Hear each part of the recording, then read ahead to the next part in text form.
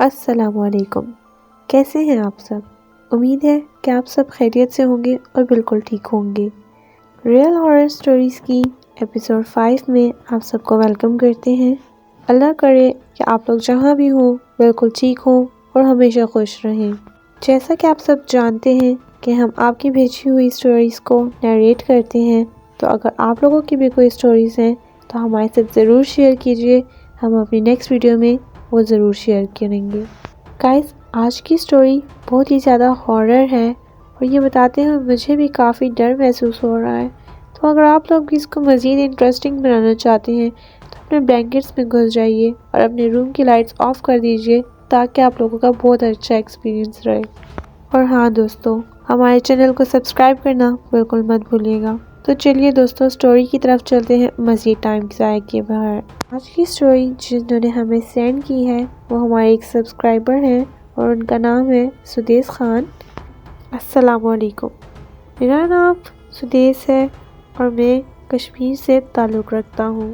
آج میں جو آپ لوگوں کو واقعہ بتاؤں گا وہ واقعہ میرے بارے میں نہیں ہے بلکہ میری دوست کی والدہ کے بارے میں ہے۔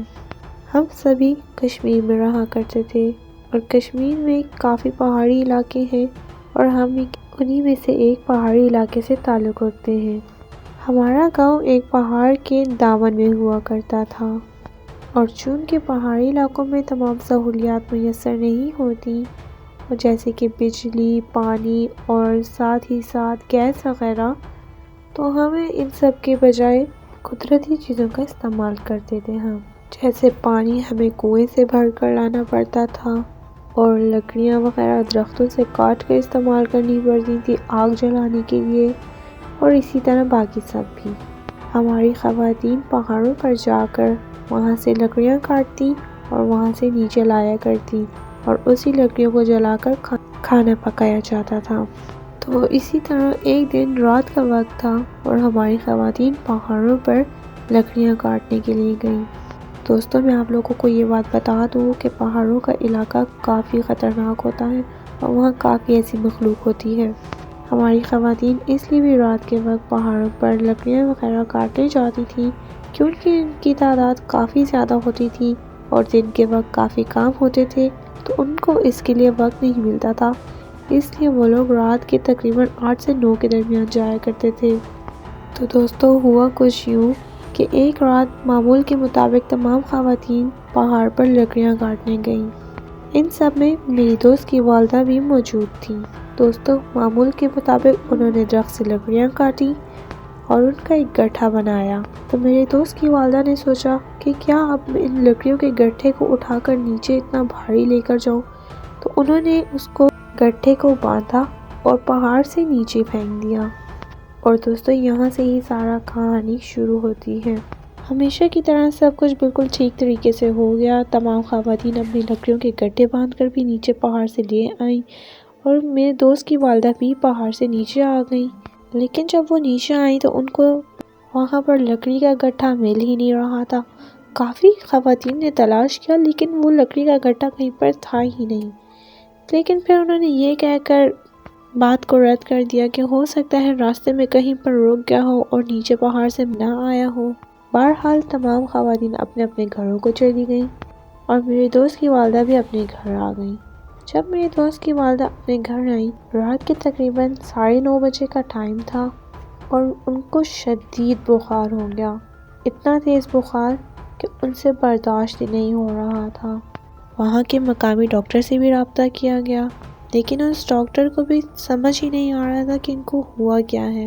ڈاکٹر نے مشورہ دیا کہ ان کو کسی بڑے ہسپتال میں جا کر دکھایا جائے اور ڈاکٹر کے مشورے پر ان کو بڑے ہسپتال لے کر جایا گیا اور وہاں پر ہر قسم کا ان کا ٹیسٹ کروایا گیا، لیکن ان کے تمام ٹیسٹوں کی رپورٹس بالکل کلیئر آ رہی تھیں، لیکن بخار تھا کہ اترنے کا نام ہی نہیں لیتا تھا اور ان کی حالت دن بدن خراب ہی ہوتی جا رہی تھی۔ ان کے خاندان کے تمام لوگ کافی پریشان تھے کہ آخر ان کے ساتھ ہوا کیا ہے، اور پھر انہوں نے سوچا کہ کیوں نہ ان پر دم کرایا جائے اور اس سلسلے میں ایک عالم سے رابطہ کیا گیا۔ اس عالم نے جب دم وغیرہ کیا اور اس کو معلوم پڑا کہ انہوں نے جو لکڑی کا گٹھا پہاڑ سے نیچے پھینکا تھا وہ راستے میں جنات کے بچوں سے ٹکرایا تھا اور وہ زخمی ہو گئے تھے، جس کی وجہ سے جنات کو بہت غصہ آ گیا اور انہوں نے ان کے ساتھ ایسا کیا۔ اور اب جب تک ان کی اولاد ٹھیک نہیں ہوگی تب تک ان کا بخار بھی ٹھیک نہیں ہو سکتا۔ یہ سب تو ہو گیا اور اس کے کچھ عرصے بعد میرے دوست کی بہن جو ان خاتون کی بیٹی تھی، ان پر جنات کی حاضری ہونا بھی شروع ہو گئی اور اس کی حالت بھی کافی خراب ہو جاتی جب اس پر حاضری ہوا کرتی تھی۔ اور دوستو اس کے بعد کچھ ایسا ہوا جس نے ہم سب کو ہلا کر رکھ دیا۔ میرے دوست کی بہن فریزر سے کچا گوشت نکال کر کھانے لگی اور اس کے ہاتھ پاؤں بھی بالکل مر جایا کرتے تھے جب اس پر حاضری ہوا کرتی تھی۔ اور دوستو پھر اس کے بعد جو بھی ہوا وہ بالکل ناقابل برداشت تھا۔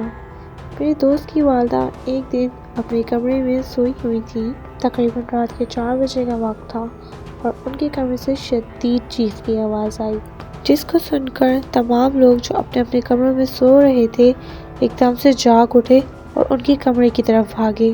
جب تمام لوگ ان کے کمرے میں پہنچے تو وہاں پہنچ کر سب کے سب دنگ ہی رہ گئے۔ وہ زور زور سے دیوار سے ٹکرے مار رہی تھیں۔ ان کے گھر کے تمام لوگوں نے تیزی سے آیت الکرسی پڑھنا شروع کر دی اور آہستہ آہستہ وہ ٹھیک ہو گئیں اور سو گئیں۔ اور اس کے تھوڑی دیر بعد تمام لوگ اپنے اپنے کمروں میں جا کر سو گئے اور صبح جب سب لوگ سو کر اٹھے تو انہوں نے پایا کہ میرے دوست کی والدہ اس دنیا سے جا چکی ہیں۔ یہ واقعہ تمام گاؤں کے لوگوں کے لیے بہت ہی حیران کن تھا، کیونکہ وہ بالکل صحت مند تھی اور اس واقعات کی وجہ سے وہ بہت زیادہ خراب ہو چکی تھی۔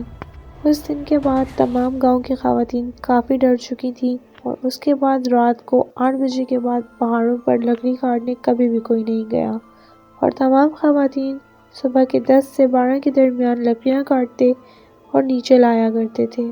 تو دوستو اگر آپ لوگوں کو آج کی کہانی اچھی لگی تو ہماری ویڈیو کو لائک، ہمارے چینل کو سبسکرائب اور اس ویڈیو کو شیئر کرنا بالکل مت بھولیے گا۔